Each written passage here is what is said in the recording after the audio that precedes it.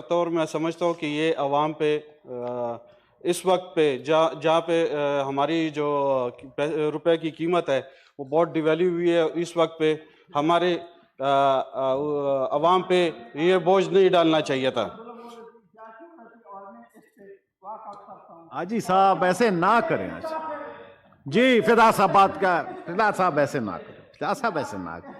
फिदा साहब मैं आपके भी एहतराम करता हूँ। थैंक यू जी। हाजी हिदायतुल्लाह जी, हिदायत थैंक यू।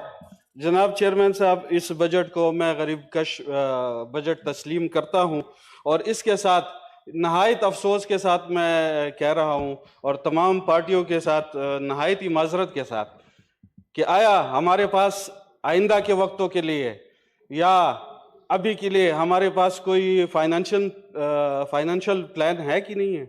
आया ये जो 4 साल की हुकूमत पे हम एतराज़ात लगाते हैं, क्या आया उस वक्त हमने कोई शेडो कैबिनेट बनाई थी या या उस वक्त ये जो 4 साल गुजरे थे उसमें हमने कोई ऐसा हमने प्लानिंग की थी ये 4 साल में कि हम ये इस हुकूमत को ख़त्म करते साथ ही हम उसको इन प्लेस करते। तो ये तमाम पार्टियों के लिए मैं नहायत अफसोस के साथ और माजरत के साथ मैं कहता हूं कि अभी आइंदा इलेक्शंस हमारे होंगे, दोबारा इलेक्शन होंगे, दोबारा ये पार्लियामेंट होगी, किसी के पास प्लानिंग नहीं होगी, किसी के पास शेडो गवर्नमेंट नहीं है, कोई इस पे सोच नहीं रहा है, किसी के पास नहीं है कि हम IMF के चंगल से और दुनिया के कर्जों से हम बाहर निकल आ सके। इस पे तमाम पार्टियां सोचे, एक मिल बैठ के इसके लिए हल निकाले कि इन कर्जों से हम किस तरह निकलेंगे। ये नहीं बनता, हम एक दूसरे पर रोजाना हम इल्जामात लगा रहे हैं। 10 दिन UK में एक मुहतरमा गवर्नमेंट करती है और 10 दिन वो अपना इम्प्लीमेंट नहीं कर पाती और वो इस्तीफा दे देती है। ये कितना हमारे लिए बाइस शर्म है। और हम 11 महीने, कोई कहता है, कोई 4 साल कहता है, कोई 10 साल कहता है और हमारे पास कोई प्लान अभी तक नहीं है। आइंदा भी इलेक्शन होगा, चलो 3 महीने के बाद कर लेते इलेक्शन को, तो क्या होगा, इधर पार्लियामेंट में आएंगे और इधर इसी तरह बहस होंगे, एक दूसरे के ऊपर इल्जामात लगाएंगे। खुदारा तमाम पार्टी अपने अंदर जमहूरियत पैदा करे, इस तरह लोगों को सामने लाए जो आपकी पॉलिसियां बना सकते हैं और वो इसकी एलिजिबिलिटी रखते हैं, ना कि मेरे बेटे को लाए, ना कि मेरी बेटी को लाए। इस पे सोचे, ये कौम एक दिन निकलेगी और ये हम सबको इस तरह नंगा करेगी कि हमारे पास कोई जवाब ही नहीं होगा।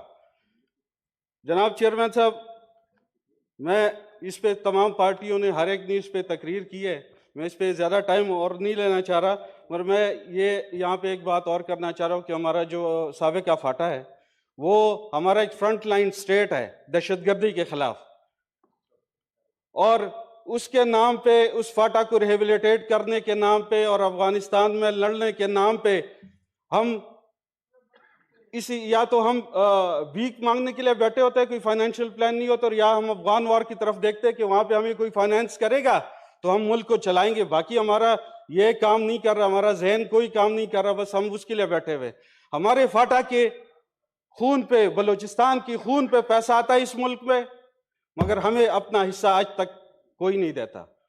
लास्ट बजट में जो हमारे एक्स फाटा के लिए फंड मुख्तस हुआ है, या हमारे साथ जो फाटा को मर्जर करते वक्त जो हमसे वादे किए गए थे, जो हमें सब्ज बाग दिखाए गए थे, जो 400 अरब और पता नहीं कितने कितने 100 अरब रुपए के हमसे वादे किए गए थे, उसका तो हमें 1 टका नहीं मिल रहा। अगर कोई करप्शन किसी ने किया तो उसको पकड़े, उसको उल्टा लटकाए, ना कि आप फाटा में अभी आप देखिए वहां पे हेल्थ की क्या सिचुएशन है। वहां पे स्कूलों में एक क्लासरूम में 300 से 400 तक के बच्चे हैं।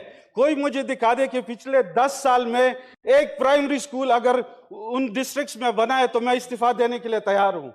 अगर अभी किसी ने बुनियाद रखी है तो ठीक है, वरना कोई स्कूल नया स्टार्ट नहीं हुआ पिछले 10 साल में। कोई ये 7-8 डिस्ट्रिक्ट्स में कोई नहीं हुआ। सितम उसके ऊपर यह है कि आजकल इस गवर्नमेंट के आते साथ ही हमारी जो न्यूली मर्ज डिस्ट्रिक्ट्स है उनकी बिजली भी तकरीबन खत्म कर दी है, 2-2.5 घंटे से ज्यादा नहीं है। फिर दूसरी बात यह है कि मेरे इलाके का जो बाजार है, जो मेरे तहसील का जो सबसे बड़ा बाजार है, पिछले 3 महीने से उसकी बिजली काटी हुई है। बाकी पूरे जो न्यूली मर्ज डिस्ट्रिक्ट्स है उनकी किसी बाजार की नहीं काटी गई है। तो ये जुल्म, मैं कह रहा हूँ, Thank ये you, बहुत sir. जुल्म है। और मैं आखिर में फिर आपके तौसीफ Thank से you, sir. रिक्वेस्ट कर रहा हूँ कि तमाम पार्टियां खुदारा मिल बैठ के इस मसले का कोई हल निकाले। ये जो फाइनेंशियल प्रॉब्लम है, तमाम पार्टियां मिल बैठ के इसका कोई हल निकाले। Honorable Minister of State for Finance, please.